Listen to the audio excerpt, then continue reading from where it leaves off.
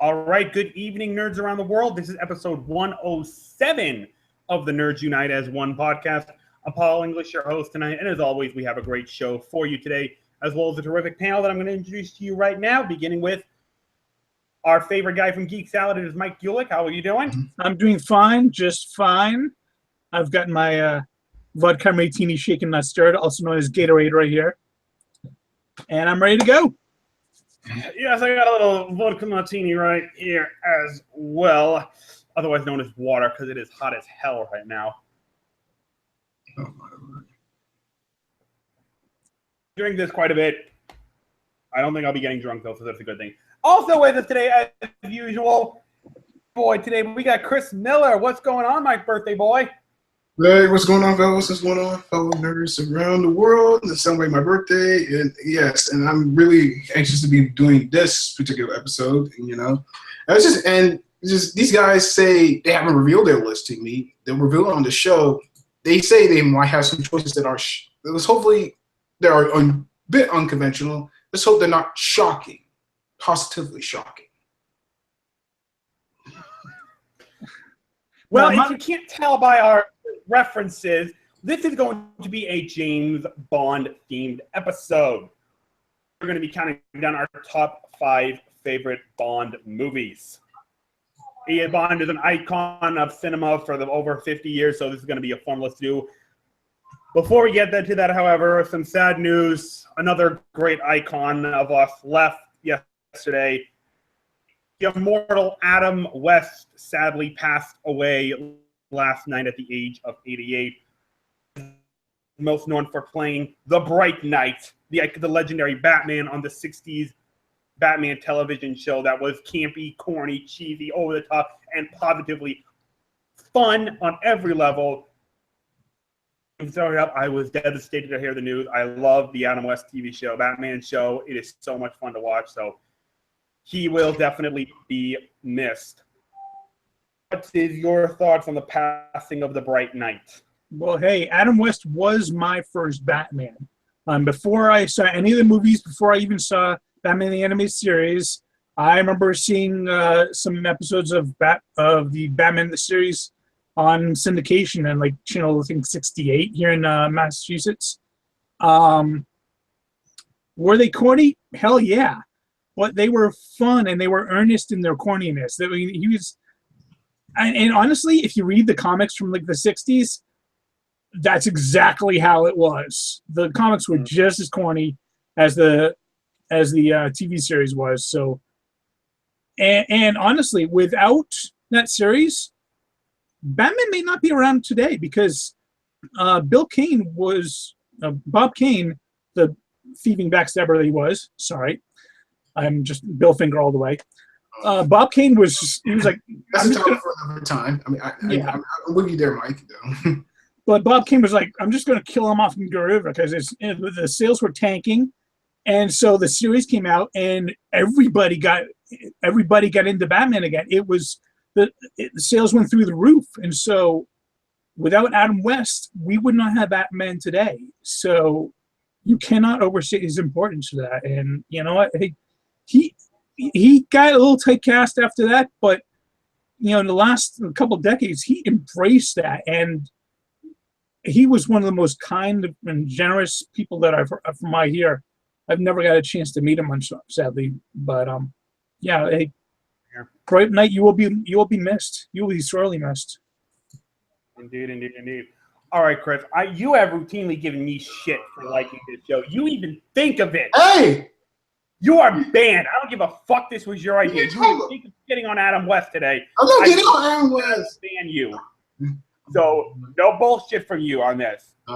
Please tell me you were at least saddened by Adam West passing. Yes, I am saddened. I am deeply saddened by Adam West passing because I watched the TV show when I was a kid, like many of us did. I mean, I enjoyed it because it was bright, it was colorful, it was lively, it was entertaining. Yeah. As I got older, you know, I realized how truly corny it was. I mean, it's not for everyone. The TV show has its own unique identity, you know, for being campy, over the top and just straight up silly. Yes, we get that. But what drew me to that show was Adam West's portrayal of Batman. He portrayed it straight, and that was part of his portrayal. He was meant to play it straight, but yet tongue in cheek as the show's approach was. He had that charm. He had that gravitas, that wit. You can't. This is any other. He just disappeared into that role. I felt. Like many other. He made it look easy, and that's a testament to any great actor. He did put his own unique spin on it. Even though I haven't really watched the show in recent years. What I liked about him most was his portraying Batman. He was excellent as it. He may have feared and he may have resented being typecast, but as time went on, he went to embrace it. Just as Burt Ward, who played Robin, embraced the character, who embraced the show. Of course, the show took on a new life in the late 80s, early 90s with syndication and stuff like that. And, of course, we all know, because you guys are watching Family Guy, he plays a fictionalized version of himself, playing the quirky man. Oh, my Lord. Of course, does that memorable appearance on The Simpsons. Kids, it's Adam West, Batman. I said, but that's not Batman. So, of course, I'm Batman. And here's a picture of me with Robin. It's like, who the hell's Robin? It's like, oh, you feel familiar with the new Batman movies. And I didn't need a molded plastic to prove my physique. Pure West. And how come Batman doesn't dance anymore? Remember the Bat to see? I'm not going to do that. That was just perfect. That's like one of the best guest appearances that show has ever had. Of course, Matt Groening's a big fan of the show. But all in all, Adam West was truly an icon, and I was so shocked. Yes, he was 88, but still, it's nevertheless shocking, that he has left us. But he will generally be missed by all his fans around the world. Absolutely, even current and former actors who have portrayed Batman in newer incarnation have voiced their admiration for him. Speaking of which, how do we not forget his iconic guest voice appearance as the Gray Ghost on an episode of Batman the Animated Series? That was legendary. That was a gem right there. Oh my God! I watched that episode yesterday after I'd heard the news. So did I. Oh man, that's one of the best episodes in an already excellent show. One of the best animated shows ever, in my opinion, and that's one of the best episodes in it. The ending is when he says, the Gray Ghost is always. By the way, I'm Batman. But when he says, and he still is, I got a little choked up. I'm not gonna lie, because that was pretty much how I felt. Yeah. I don't blame you. Adam West, you will be missed. I got a little misty-eyed myself, by the ending. Yeah, it takes on a whole new meaning. He does indeed. Now that he's passed. Yes, he will be missed indeed. All right, let's move on to our main topic, and that is our top 5 favorite James Bond films. So let's jump right into this. Give me your number 5 on your list. Okay, number 5 on my list is On Her Majesty's Secret Service. Oh, fantastic movie. Only entering the series to feature George Lazenby, and he didn't have any acting experience, of course. And of course, Bond goes into some misadventures, in this installment in the series. George Lazenby didn't really have any acting experience.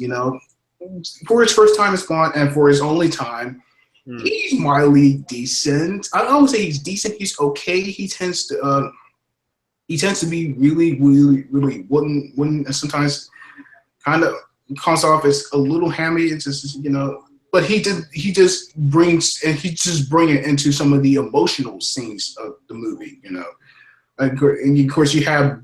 And when he's facing off, and of course, in the movie, his arch nemesis Blofeld, who's played by Kojak himself, Telly Savalas, is playing the Hilda Ransom, and along the way he meets with Teresa de Viceno, who's played by, or should I say, Tracy, who's played by Diane Rigg, who plays Emma Peel on the Avengers. You know, who goes on icon status. But you know, and it does have some well done action sequences.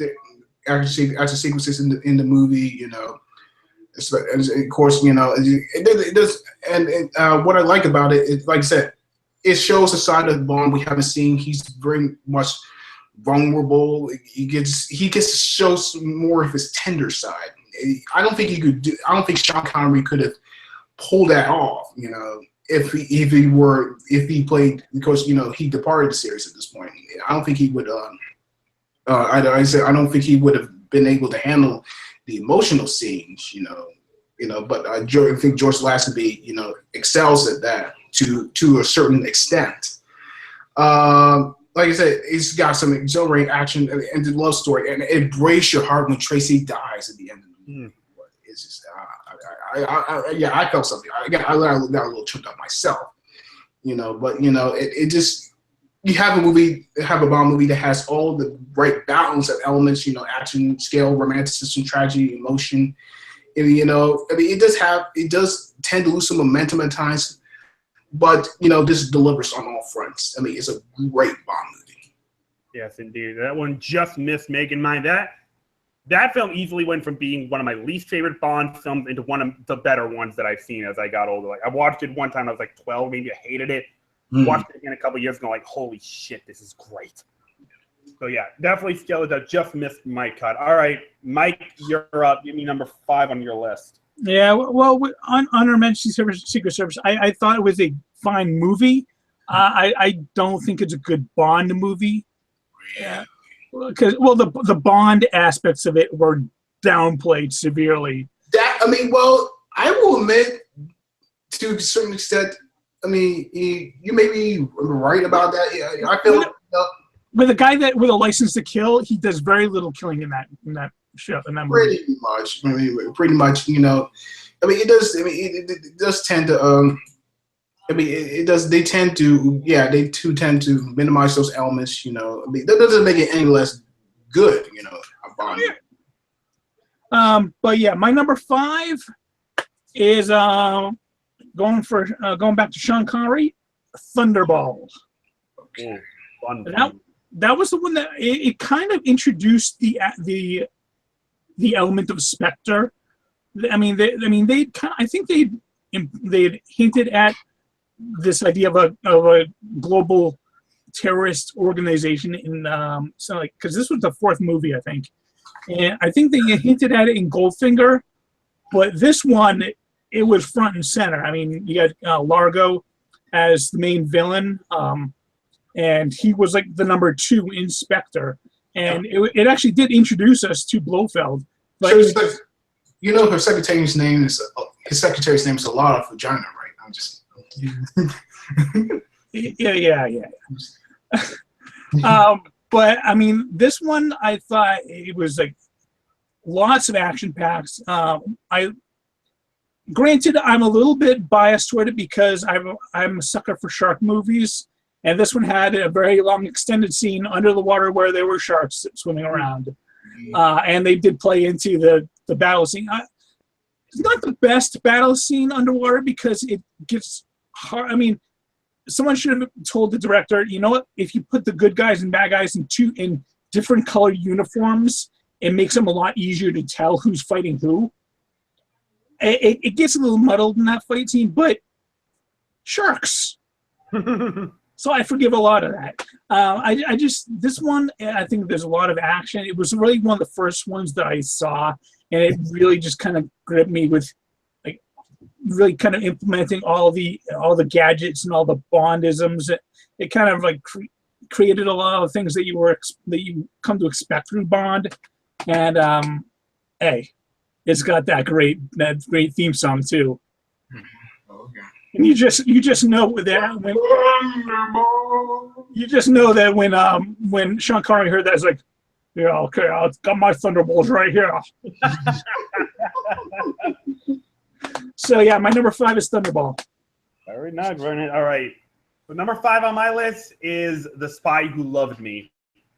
a classic from the Roger Moore era, who also sadly passed away recently. Definitely one of his better outings as 007. Of course, you can't forget the iconicness of Lockjaw with his deadly teeth, and the beautiful Russian assassin who Bond makes love to. It's just gorgeous. It's not Lockjaw; it's just Jaws. Lockjaw is the giant dog for the Inhumans. Okay, my bad. I forgot it. It's been a while since I've seen the movies. I'm sorry.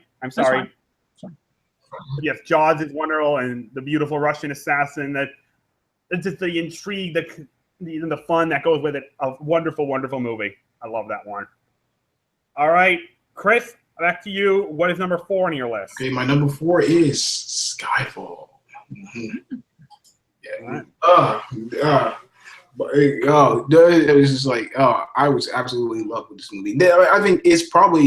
I think Daniel Craig gets his best Bond performance in this movie. Of course, you have you have Bond, investigating attack on MI6.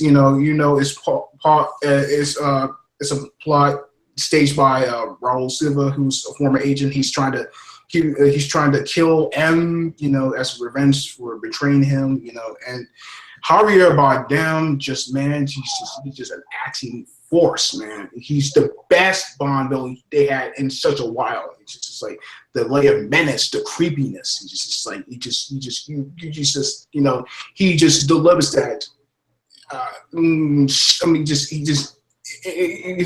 You can't help but be terrified the whole time. He's just like he's just like you can't keep your eyes on him. You can't keep your eyes off him when you see him in that film. Of course, there's Judi Dench as M, and her sadly her final performance as M. She's still with that sassiness, that strength. She is not phoned in her. Of course, you wouldn't. I would say. I think there's a time where Judi Dench may have phoned it in, but she didn't phone it in. She was excellent as usual. And of course, Daniel Craig, doing his best as Bond. I like all the references, homages to earlier Bond movies. Just when they got the Aston Martin back, hell yeah, and it's beautifully. It's just like Roger Deakins, just like. He works his magic with some of the photography in this movie, especially when Bond's fighting Patrice in Shanghai. It's just like that's like some of the best work. It's like looking at actual photographs for the whole thing. Just like you got the right mix of elements. It's like we rejuvenated the Bond. It's a perfect tribute to what was 50 years of a great cinematic franchise. It's just like this. It's just like, yeah, we had to get through the ultimates of what was Quantum of Solace, but it's just like you just can't help but fall. You just can't help but no matter how sleek and crisp this movie is. It's just like I can't help. I can't say enough good things about Skyfall. Yeah, I don't really have this. I don't really have the same fondness of it that you do. Don't get me wrong; it's a good movie, but the biggest takeaway I had from it was that scene, where Bond seems to allude that he slept with a man before. Like when that's your biggest takeaway from a movie, there was something missing from it. Really, you're gonna do that to this long-standing man whore? What's the matter with you? Oh my Lord. But it was still a good movie. Just I could have done a bit more for me. Anything for King and Country? I guess. I suppose so. All right, Mike, give me number 4 on your list. All right, my number 4 is the most famous of the Sean Connery movies, Goldfinger. This is the one that really, even more than Thunderball, when you think of everything that makes Bond, you think of Goldfinger. You had the tricked out Aston Martin, which is still by far the coolest Bond car ever. Mm-hmm. You had the scene with the laser. You had the best name for any Bond girl ever. Of course not. Down. No argument. Pussy no argument. Galore. I must be dreaming. I I still wish that they'd stuck with his original line. I think it was something like, um, "Someone pinch me" or something like that. But I mean, and you had Odd Job with his hat. So I mean, really, that was really kind of the first Bond henchman, because there was no one in Doctor No, and there really wasn't anything in From Russia with Love either. So this was the first one with a Bond henchman. You kind of got Red Grant in From Russia with Love. Yeah, I guess so, but she didn't really have the she was no Odd Job. I said Red Grant. Red Grant. You know? Oh, sorry. I was thinking about not Rosa Cliff. Red Grant. Yeah. Okay. Yeah. I still think my argument holds. No, but I mean, Goldfinger is is a great movie. The only thing that really kind of keeps it from getting higher is, I know this may sound sacrilegious, but I really don't like the theme song. What? I don't. Shirley Bassey. All I learned from that Shirley Bassey song is she likes gold. When she repeats that line over and over, and I can only take "he likes gold" 5 million times before I'm just sick of it. All right. I can't stand that theme song, and I thought the ending battle was kind of anticlimactic. It's still good. It was a little anticlimactic for me. Oh, Chris is getting steamed right now. I apologize, my friend. If it's any better, I like Goldfinger more than I like her version of the "Diamonds Are Forever" theme song. I thought that one was even worse. Still, there's a chance that you broke my heart. Sorry, birthday boy, but it's true. But yeah. So yeah, my number 4 is Goldfinger. All right. So number 4 for me is The Man with the Golden Gun. Holds up. Why is this movie so good? Is you can sum up in 3 words: Christopher fucking Lee. Oh, I thought you were gonna say extra nipple. And one of the most intimidating villains I've ever seen in a Bond film. I mean, his presence was so intimidating. Like, okay, this guy is scary. You can see why he was Dracula. This guy was scary as hell. And the way he just assembles his gun so coldly and so like, oh yes. Not to mention his henchman was flat out genius. This will also be one of Roger Moore's greatest performances as Bond. The perfect Bond, a great Bond girl in Goodnight. No. Mary Goodnight was an astoundingly stupid agent, and everyone admits that. She sets off the world-destroying machine with her ass. She's a ditzy blonde airhead, and nobody can argue against it. Come on. That was funny. You cannot argue against it. Oh my God. That was funny. Come on.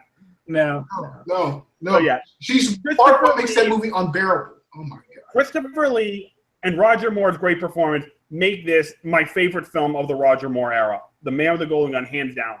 Super amazing. All right. I need to get another water, but Chris, give me number 3 on your list. Okay, my number 3 is Casino Royale. Nice one. Yeah, I mean, of course, you can dispute a film as excellent. You can't dispute a film as excellent as Casino Royale. It's Daniel Craig's debut film. It's like, yeah, it reboots the series. Yeah, based on the Fleming novel, and it was the last Fleming novel in the series to be adapted into a movie. You know. I remember it was such a ruckus at the time. It caused because they cast an actor who had blonde hair to play James Bond. Yeah. Casting this blondie to be James Bond, you daft. Oh my God. Yeah. This is. Yeah. I mean, it's like everyone's like, cool. It's like you don't know what this guy could just let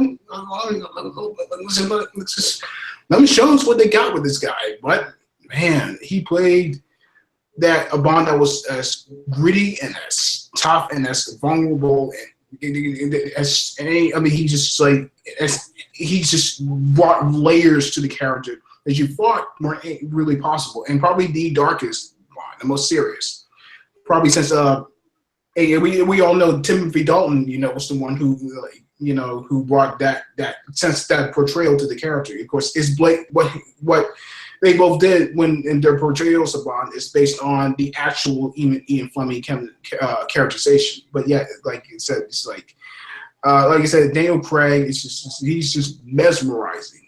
He was absolutely tailor made to play this, to be one of the many actors, one of the many actors to play this part. Of course, it's the photography is gorgeous. It's just like it's got incredible action, and like I said, I can't talk enough about Craig's credibility. Like I said, he's more unrefined. He's a little unpolished.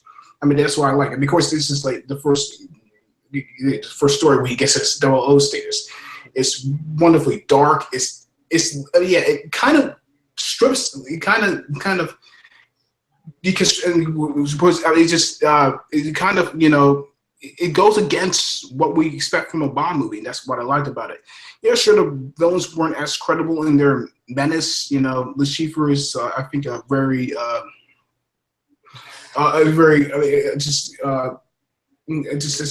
he's a villain that doesn't have. I mean, he felt very underwritten from my point of view. But of course, just like I said, this is like an exhilarating movie.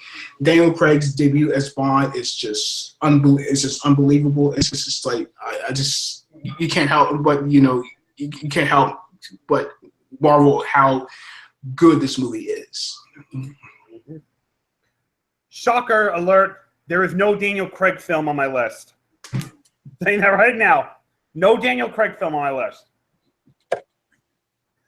I've just broken the birthday boy's heart again. We're both guilty of it, Mike. You shut! You monster! You asshole! I'm not listening to your bullshit. I wasn't gonna mute you. I was just gonna look at you very disappointedly. Yeah, well, Chris would do that. Mike. What you at me, you punk? That's what you get. Go ahead, Mike. Okay, I was just playing. I thought you guys were playing musical chairs.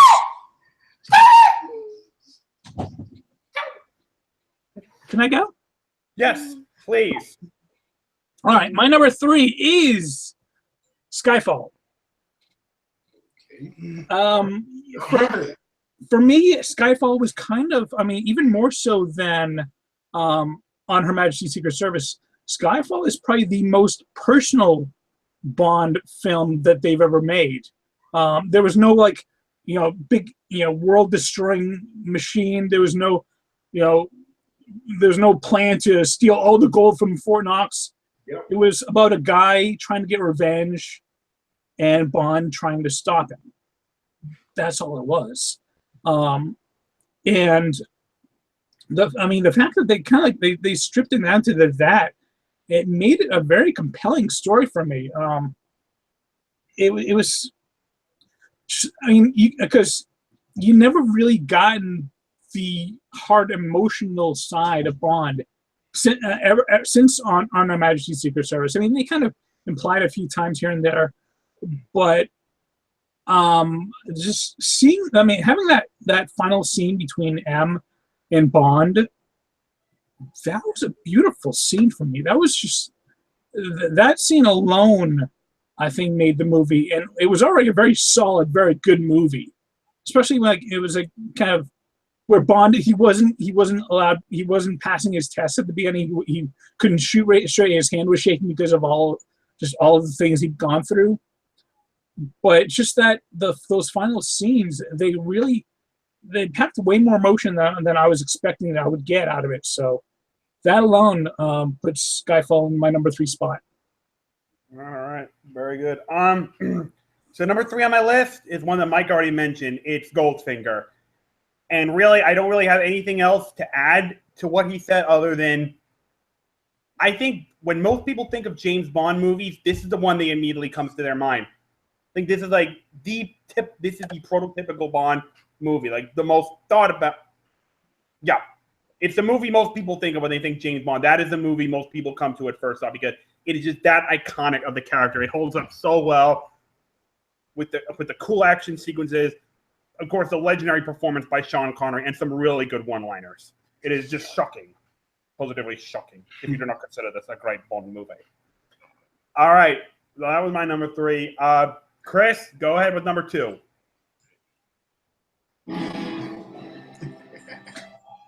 Careful.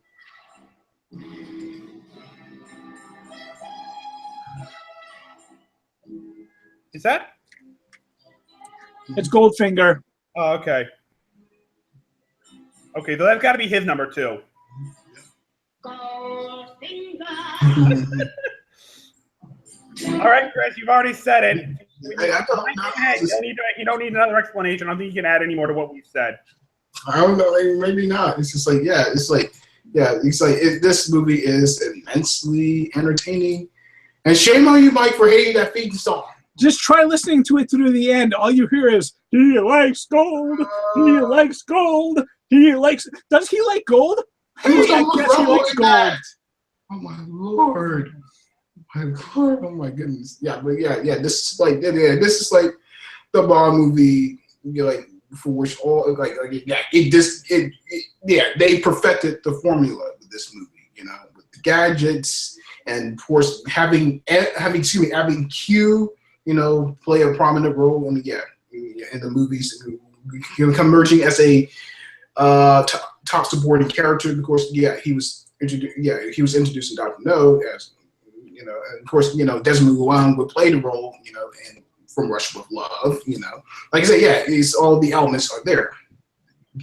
Q's presence, the gadgets, the theme song that opens up our movie, and also, Mike, don't even think about it. I'm not saying anything. I'm just looking at you very disappointedly. You don't talk about disappointment. Somebody's talking about look at you. Shame on you. Oh my Lord. That's all I was saying. Yeah, it had tongue-in-cheek humor and everything like that. I know it's the quintessential Bond episode for me, but it kind of tends to be just a tad unfocused at times, and it slips in momentum.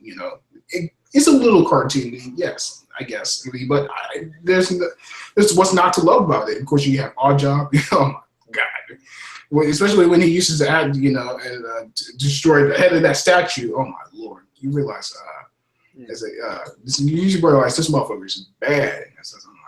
Like I said, they had that tongue-in-cheek approach. They refined the humor, everything like that. Oh my goodness! Of course, the best of all Bond girls, Pussy Galore. Mm-hmm. I don't know what's the best Bond name. That's a little overt. That they Hey, wait. A little overt? No, it's a lot overt. It's a lot overt, and that's why it's perfect. Yeah, I'm surprised they were able to to get away with that, even in that time. It's still shocking today. It's like they named her Pussy Galore. Interesting. Well, all in all, this is like, it may be the peak of the series. I mean, I don't know. I have one Bond film which I consider to be better. Of course, that will be revealed. But yeah, it's just like to me. Oh my goodness, there are so many memorable moments. I mean, it's just a near perfect Bond movie. It is indeed. It is. All right, Mike, you're up next. Give me number 2. All right, my number 2 is Casino Royale. Mm-hmm. It's the one that introduces the Bond, and it's the first one to introduce you to a really brutal Bond. Yes. I mean, never before have we been introduced to a Bond where the first thing we see of him is him beating 2 people to death. Yeah. With his bare fists in his grungy bathroom. I mean, whoa! And then he does that great parkour chase through a construction zone. Yeah, that was badass. This was a Bond we have never seen before. This was a Bond that when asked if he wants his drink shaken not stirred, he says, "Do I look like I give a damn?"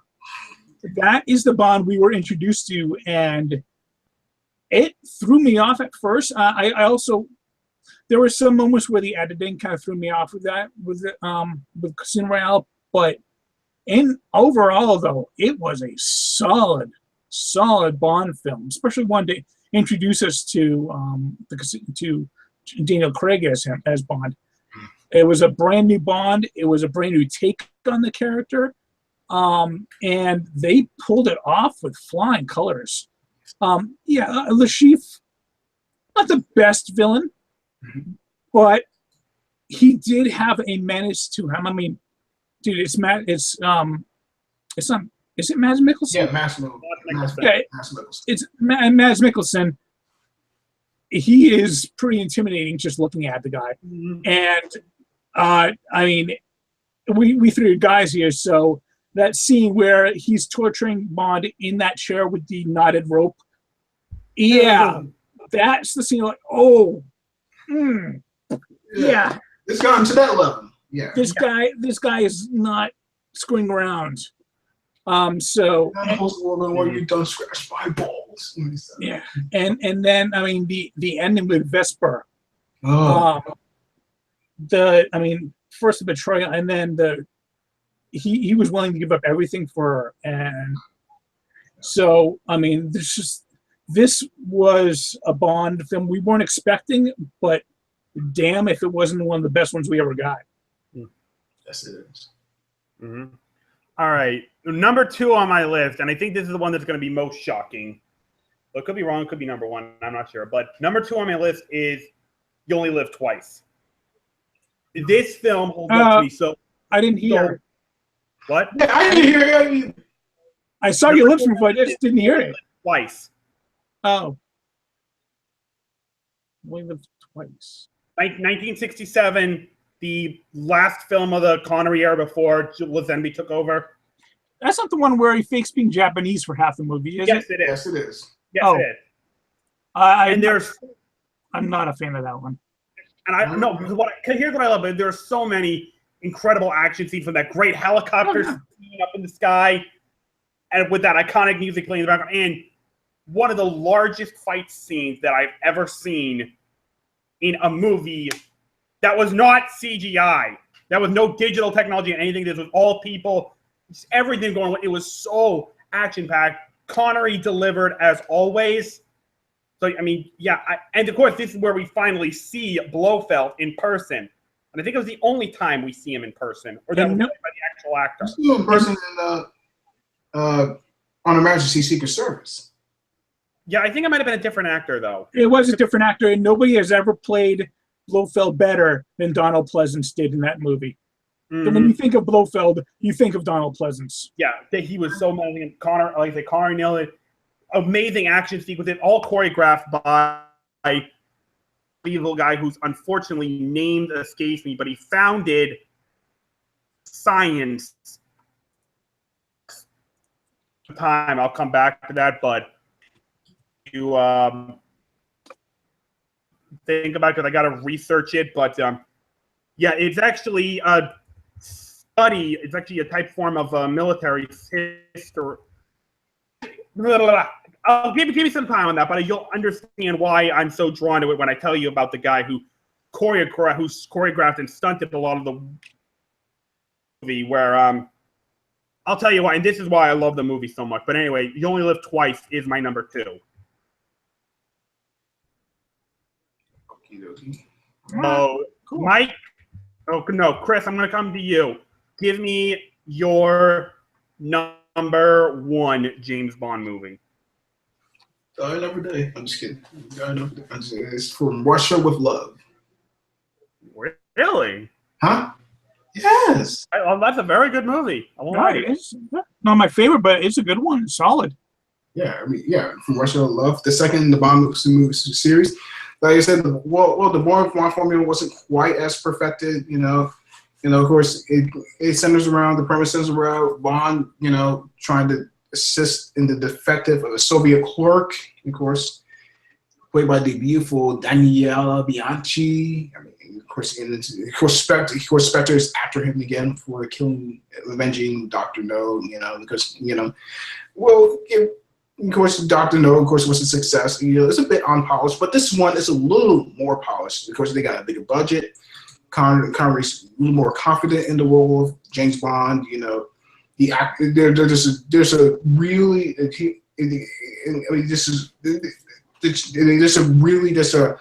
great amount of suspense that keeps your heart racing. I mean, it's really fun. It's really fun. It's got, like I said, it delivers on the action sequences too. And of course, you got Donald Red Grant, played by Robert Shaw, has immense presence to him. I mean, and just you had that scene on the fight scene on the train. Just like the action, the excitement, and just, the suspense for that. Just like it's wonderfully directed. It feels very Hitchcockian. Suspense. I mean, and Robert Shaw just bring a lot of menace to that character. He's probably one of the most menacing in the series. I like that. Before Goldfinger got things a little over the top of Bond, it focuses more on realism. It's really tough and gritty, and it stripped down the a little more the outlandish elements with Bond, but it feels more focused. I feel at times than Goldfinger. Yeah, Goldfinger is focused, but it's not as focused as this movie is. I mean, for now, it is a perfect Bond film, and I would love. I mean, somehow I doubt we'll get a Bond film that could ever top anything as good as this one. All right. Very good. Okay. So Mike, before I get to your number one, here's the information I was talking about. So the you only live twice. So the martial arts coordinator of that film, and the reason why these fight scenes in that film are so amazing, why they stand so well. The guy's name was Don Draeger. He was a judo master in the United States, studied martial arts from all over Asia. He was a stunt coordinator on that film. He was also the founder of Hoplology, which is the study of military tactics and strategy, and which is actually an academic program taught at a couple of universities. And from the moment I read about it, just as someone who loves military history, that drew my interest immediately. So if I could find a school in New England that taught it, I'd certainly go there. But yeah, that's why his work, you can see, is absolutely stellar, and that's a big reason why I love that film so much. All right. Actually, I was looking it up as well, and I saw another one of the fight choreographers for You Only Live Twice was Peter Maiva, who I guess he was an old school Samoan wrestler. He's actually the grandfather of The Rock. Dwayne Johnson? Yeah. You just messed me. Very cool. Okay, Mike, so give me your number one favorite Bond movie. All right, my number one is the very first Pierce Brosnan movie, GoldenEye. Nice. Really? Nice. Yeah, I mean, for me, all the others are great movies. They're great Bond movies to a certain extent, but this was even more so than Goldfinger in my opinion. This was the perfect Bond movie. It had all the gadgets. Yep. It had the beautiful women, and especially in Famke Janssen as Zinnia on the top. Oh yes. Yeah. Love a good squeeze. Yeah, she had a unique way of killing people with a smile on their faces when she did so. And I mean, you had Sean Bean as Alex Trevelyan, one of the for me actually one of the best Bond villains. Mm-hmm. Because he was kind of on equal footing with Bond, and they were both 00 agents. And I mean, from the first shot that you see him diving off the dam, the entire first sequence where he does that entire fight scene where Alex dies, mm-hmm. And then that was the first one they introduced as M, Judi Dench, she's M. Yep. And he drives a tank through the center of Moscow. Dude, hell yeah! And then that final fight, and I mean the whole huge final battle in the satellite dish at the end. For England, James, no, for me.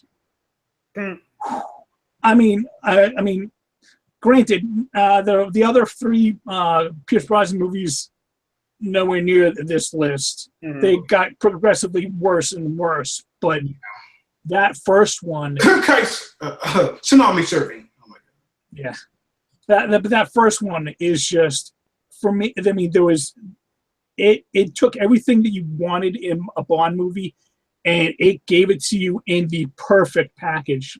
Brosnan was a great kind of mix between the action of Connery and the suaveness of Moore.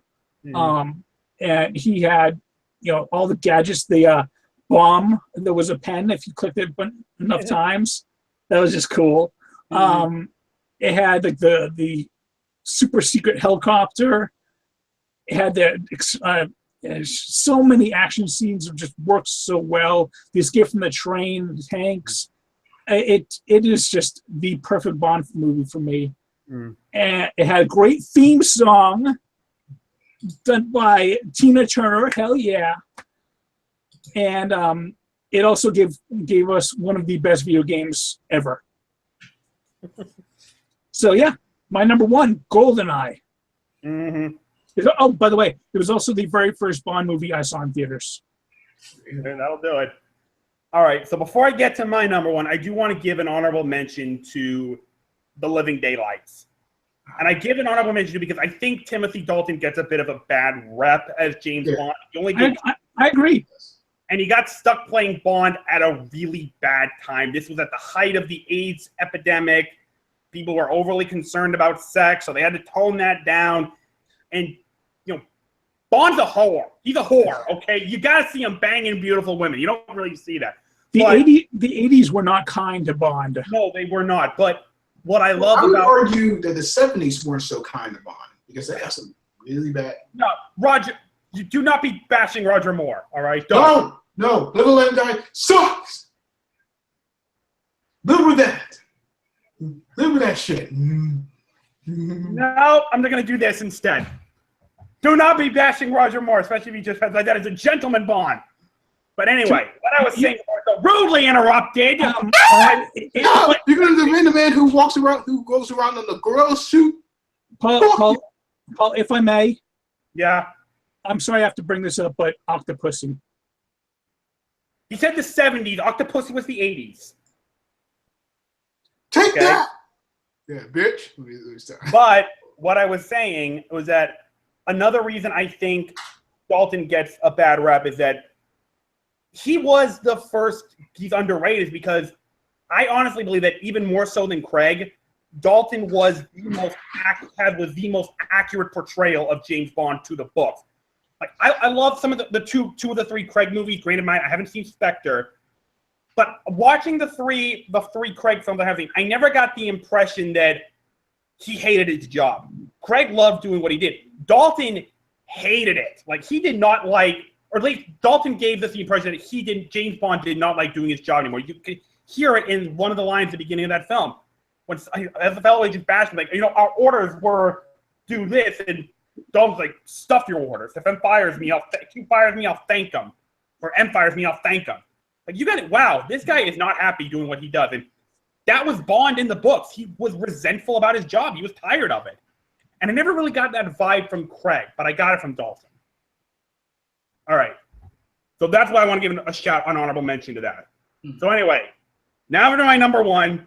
Although Joe Don Baker was not a good villain. He wasn't. Yeah. So anyway, my number one, and Mike, great minds think alike, it's GoldenEye. I was wondering if you were going to have that same one. And I can't really add anything more to what you said other than offer why it's my favorite, because I think it might have been the first Bond film I ever saw. Maybe, don't hold me to that, but even more so than Goldfinger, that is the perfect James Bond film. When I think of a good James Bond film, that is what I have. The action sequences were up to an immense scale that you had never really seen before. The action sequence, he's rolling a tank through Moscow. I mean, the battle scene, the last battle on the satellite array was intense as hell. The gadget, the GoldenEye gadget was really cool, but they still retained the humor of the early Connery and Moore film. And I'm sorry, that is what I don't like about the Craig film. They are so serious. Like, I miss the humor of the film. And Pierce Brosnan, to his credit, they kept it. I mean, sure, they toned it down a little bit, but they still kept the humor. He still had fun doing his job. You see him flirting with Moneypenny. That's probably one of my favorite flirt scenes. They're like, Moneypenny, I'm crushed. What would I ever do without you? You've never had me, James, and someday you're going to have to pay up. I'm like, I'm sure there are worse punishments. Plus, it has my favorite. It has the greatest friggin' one-liner in the history of James Bond film. The absolute best. Oh, wait, no. Christmas only comes once a year. Christmas comes twice a year was in another movie. We did not mention that film. We did not mention it. Anyway, it has my favorite one-liner in the history of all James Bond films.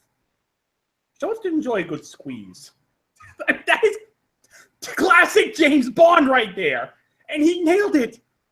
So yes, that for those reasons, the intense action, the humor kept, and the glorious of Pierce Brosnan playing that role. He is my Bond. Pierce Brosnan is my James Bond. I mean, Connery's the best, no doubt about it, but my favorite Bond is Pierce Brosnan. And that's the role that did it for him. And that's why I hate saying, but I kind of cut a teeny bit of slack on the other just because I love Pierce Brosnan so much. But yeah, that is the role. That is the movie GoldenEye #1. GoldenEye's good, but they ain't all that. I mean, I'm just kidding. I like GoldenEye. Really there's no defending Die Another Day, though. I'm sorry. Why? I don't like Die Another Day. You can defend Pierce Brosnan. I'll defend Pierce Brosnan in it, but everything. Oh yeah. And that Madonna theme song. Oh! Oh, wait. Are you telling me you cannot defend Halle Berry in the swimsuit, in the bikini? Come on. Yeah. As Pierce Brosnan said, it's a magnificent view. Yes, it is. It was. All right. So before we wrap this up, Chris, you and I did this once before, but now it's time to get Mike in on it. We're going to close this out by doing what I'd call that how we do with any Bond film. Chris, I think you know what's coming, but once again, I want you to give me your best James Bond impression. Oh, all right. Bond. James Bond. Indeed. All right, Mike, it is your turn. Give me your best James Bond impression. Oh, geez, if I'd known this was coming, I'd have warmed up something. Whenever I go to my James Bond impersonation, I always go to like older Sean Connery, like Sean Connery from Celebrity Jeopardy on SNL. So, Bond, James, smart, don't you, Bond, James Bond. Very, very good. You might have the best one. Mm-hmm. Oh boy! All right, it's my turn. And for like I said, because Pierce Brosnan is my Bond, he's usually the one I impersonate the best. So, although it never sounds as good on here than it does when I do it in person. But here we go. Name's Bond, James Bond. There we go. All right, guys. Brosnan always had that kind of like the off the cuff way of doing it. Hey, they have the Irish way of doing it. He's an Irishman, so there you go. Mm-hmm. I thought he was from Wales. I thought he was from Ireland. I could be wrong, but he's from Ireland. All right, guys. So that is going to wrap up our episode. So, Chris, thanks for being here, birthday boy. Thanks. This is a question. This is just me from more of our favorite secret agent 007s. It's really great doing this show. It was a pleasure having you here as well. Great to be here, and you guys were right. He is Irish. I had a feeling about that. All right, guys. So thank you very much for watching. Hope you will tune in next week. Have a great night. Bye-bye.